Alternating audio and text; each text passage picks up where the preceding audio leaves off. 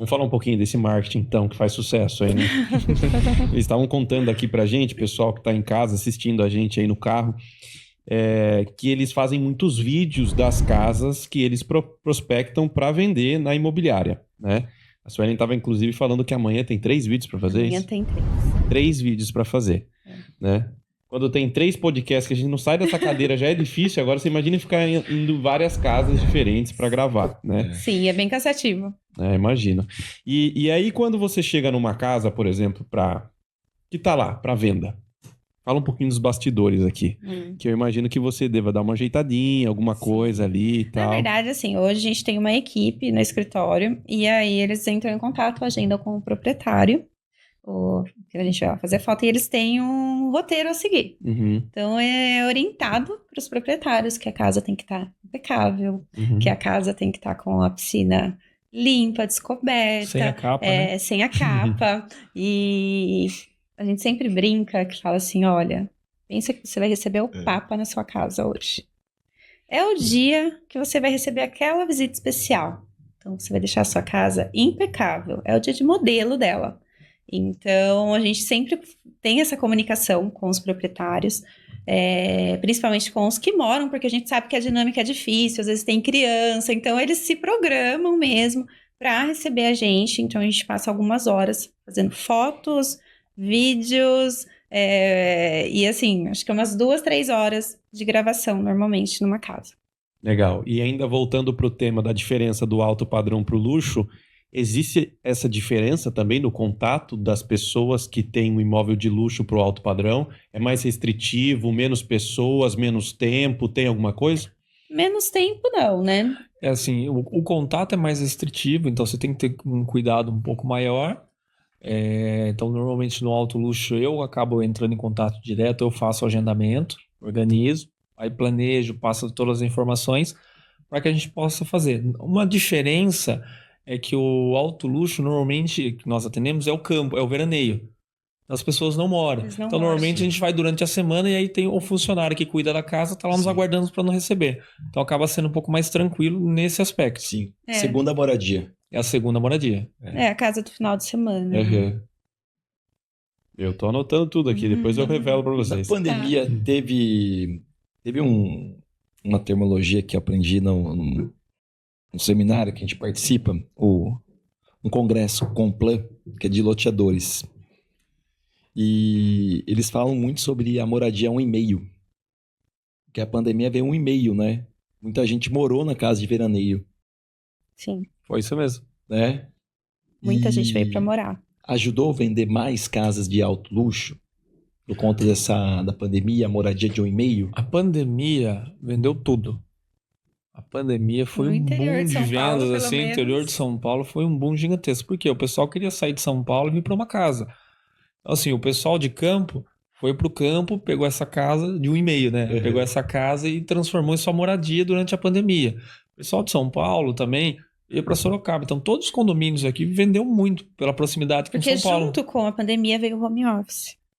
E isso fez, acho que, muitas pessoas verem a possibilidade de sair, às vezes, de um apartamento em São Paulo e morar numa casa, né? Ter um gramado, ter uma piscina, os filhos em casa também, né? Estudando no home office. Então, assim, não foi apartamento fácil. em São Paulo, muita reclamação que a gente vai ver. Eu tô aqui no meu apartamento, trabalhando em home office, com 2 filhos, fazendo aula online aqui, falando, não dou conta. E isso foi muito bom pro mercado, né? Tanto que, assim, dobrou o preço das coisas durante a pandemia, né?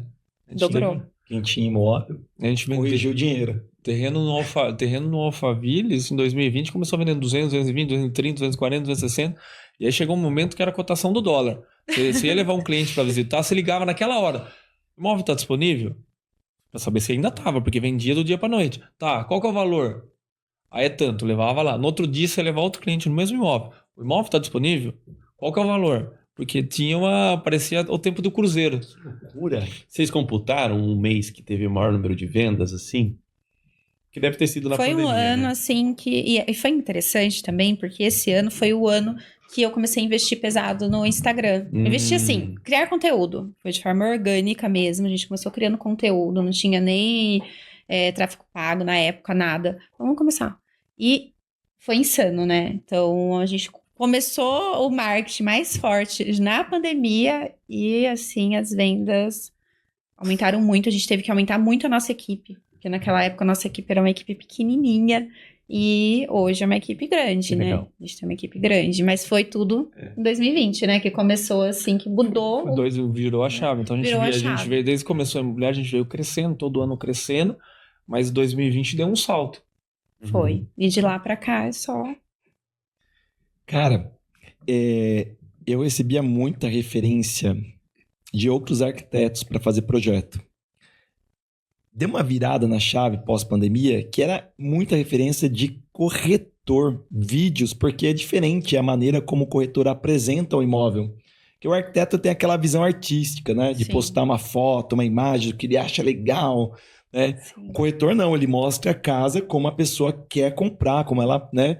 Ela quer habitar. Sim. Então tinha muita coisa. E eu vejo que hoje quem produz muito conteúdo de arquitetura são os corretores. Mais do que os próprios É arquitetos. verdade. É verdade, Eu conheço é. vários arquitetos que falam que fechei uma venda lá, projeto, porque você postou aquela casa. Falei, que legal. Isso é uma coisa, super uma coisa legal. verdade, que a gente já vendeu, né? O arquiteto vendeu vários projetos porque a gente postou uma casa que era dele, referenciou quem que era o arquiteto, e a E a pessoa. gente sempre referencia, claro. E aí a pessoa foi direto no arquiteto, falou, olha, eu gostei desse projeto, que era um projeto parecido. Já vai Que com a legal. inspiração. Que legal. E assim, a nossa olhar, né, para criar o conteúdo para venda, né, para o imóvel, é diferente mesmo do arquiteto, porque o arquiteto ele tem aquela visão mais artística e eu falo que eles querem mostrar os detalhes, né?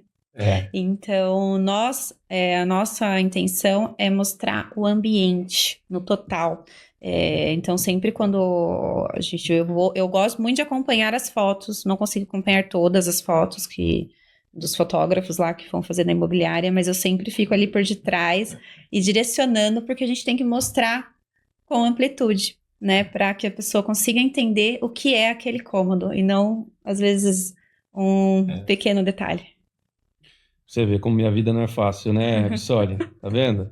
Ela falou aqui, quando vai no imóvel, eles referenciam o arquiteto que ficou lá 5 meses para fazer um projeto no ar-condicionado, tomando um suquinho de laranja, e eu na obra lá 1 ano e meio, me lascando, né? Nem sabe nem meu nome, né? Tá vendo? Então, mas é que você precisa ser a água vendida no aeroporto, não no supermercado. Se você for pro alto luxo, o cara quer saber qual construtora que Sim. fez. É verdade? É verdade, isso é verdade. muito... Aí, verdade. pode colocar na sua planilha agora. Obrigado, muito obrigado. Eles No vão alto pegar luxo, construtores de algo muito referência. interessante é isso, é que eles querem saber quem fez, qual é o arquiteto que assinou aquele projeto, Sim. quem fez os interiores, o paisagismo. Então, assim, para eles isso é muito importante. Sim. E a gente tem que ter essas respostas, né, na ponta da língua. Tá vendo como a gente vai encontrando as diferenças aqui, ó? Quem é o construtor, né? Olha só. Legal. E é interessante que cada condomínio também tem a gente fala que tem os especialistas favoritos ali, Sim. entende? Então, o arquiteto favorito numa região, mesmo sendo de alto luxo, a Quinta da Baronesa a gente percebe outros nomes no Sim. Fazenda Boa Vista. É bem Sim. interessante que a gente vai conhecendo, né? Esse é um Esse posicionamento que precisa ser trabalhado dentro dos escritórios de arquitetura, né? Qual vocês são nichados. Condomínios, começou a nichar em condomínio, depois condomínio de alto, começou com alto padrão, luxo, agora estão nichando para o alto luxo. Vocês estão vindo numa vertente assim, né? A gente via A muito gente projeto de acompanha vocês. Vocês desde a época era muito forte nos IBTs. Aí daqui a pouco começou a mudar para os alfavilles, a gente começava a olhar, e assim, é interessante os arquitetos que normalmente eles têm uma assinatura nos projetos. Então a gente olha uma casa e fala, essa casa é de tal arquiteto. Então do Guedes Bissola a gente dizia, as casas do Guedes Bissola. Antes mesmo de eu conhecer ele, eu já sabia qual que eram as casas dele. Sempre gostei das fachadas, eles sempre foram muito são imponentes. lindas. É legal isso, né? Eu acompanho e eu falo para todo mundo lá no escritório, né? Às vezes a gente quer fazer um benchmark ali, comparar com outros, fala, olha, a gente vai fazer 10, vai fazer 20. É injusto. É injusto pra gente comparar com um cara que tem 20 anos. Ele tem 10 na frente. E é exponencial, né? Cada ano que passa, você sabe muito mais ali.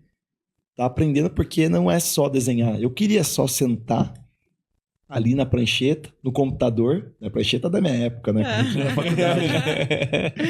E Vai só entregar a desenhar, e só fazer, desenhar. Mas não, vai muito mais além. Muito Imagino que esse atendimento com vocês faz com que vocês, dentro lá do nicho agora, do alto luxo, vocês têm que conhecer coisas desse universo que...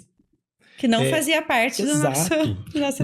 Na verdade, o corretor ele acaba sendo, mesmo no alto padrão, até no médio padrão, você tem que entender um pouco de arquitetura, você tem que entender um pouco de construção, para você poder dar algumas respostas para o cliente, ou para poder direcionar quem o cliente deve procurar, ou como deve procurar, detalhes de acabamento, qual que faz a diferença, qual que não faz. Porque o cliente hoje ele já é muito consciente, ele tem muito conteúdo disponível para ele. Então ele entra numa casa, ele já vê, ele já olha aqui, ele já sabe identificar se é uma porta pronta, se é uma porta laqueada, se não é uma porta simples. Independente da marca, ele já consegue ver pequenos detalhes, né? Eu tento me estreitar, eu falo pro Hugo, né? Tento estreitar muito com os corretores porque vocês estão muito mais atualizados. Estão entrando em todos os condomínios, né? Vocês entraram em condomínios que eu não entrei ainda. Então, quanto mais próximo eu tô do setor comercial, eu tô aprendendo muito, porque o meu cliente quer aquilo. Eu falei pro Hugo, a gente precisa montar um podcast, um corretor. A gente quer melhorar a parte de construção, a gente tem que falar com o setor comercial. É o cara que sabe vender. Porque senão a gente vai só desenhar coisas que não vende. Por isso que chama Constru que vende. Legal. Construir. Isso mesmo. É verdade. E assim, tem uma coisa interessante. É muito comum os clientes ou consultarem a gente antes de fazer o projeto, ou depois que faz o projeto, antes de ele dar a aprovação, Eles mandam pra gente o que você aprovar. acha desse projeto? Você acha que é um projeto que depois, se eu quiser vender, é comercial? Você acha que... E aí eu olho, e assim, a gente tem alguns quesitos básicos que vai de cada condomínio, que o que tem que ter uma casa. Essa casa precisa ter isso para ela ser comercial. A E aí maioria dos nossos clientes que compram terrenos ou amigos, enfim, eles mandam pra gente depois que o arquiteto faz o projeto. Ah, pra dar quanto uma vai olhada. valer essa casa depois de pronta? E é legal porque a gente consegue ajudá-los, né? Direcionando o que precisa ter na casa, né? Porque senão Sim. depois eles ficam com o imóvel com baixa liquidez, né? Irmão, eu acho que esse é o caminho. Não dá pra dar no achômetro, né? Não. Que vai dar tudo certo. Tem que falar com o especialista. Sim. Samuel, você me deu uma ideia aqui de um tema para um outro podcast. Quanto vai custar, quanto vai valer essa casa depois de pronta? Porque você deve receber essa pergunta demais, né? Recebo muito. Até teve um amigo que nós vendemos um terreno para ele no Alphaville. Aí ele fez o primeiro projeto e me mandou. Samuel, o que você acha? E aí tinha ficado uma casa muito grande. Falei, olha, a casa ficou muito legal, mas eu acho que ela vai destoar um pouco. Ela vai ficar uma casa legal, o condomínio absorve, mas eu acho que ela vai destoar um pouco, dá uma reduzida. Daí ele reduziu, voltou. Aí agora? Falei, agora ficou bem legal o projeto. O que tem que ter? Validamos, falei para ele, comercialmente falando, né? Lógico, detalhes arquitetônicos do arquiteto. Mas o que tem que ter para vender? Falei, isso. Tá bom. Aí depois que ele ajustou o projeto, e aí, por quanto que eu vendo essa casa depois de pronta? Você vai vender por tanto. Não, então beleza. Então tá certo, então vou construir. Se você gostou desse corte do podcast e quer continuar nos incentivando a trazer episódios novos por aqui, curta e se inscreva no canal. Isso é muito importante para nós. E se você quiser comentar a respeito desse tema, desse vídeo, ou até sugerir temas novos, convidados novos para a gente trazer aqui, coloque nos comentários. Eu mesmo vou te responder. Um grande abraço. Tchau.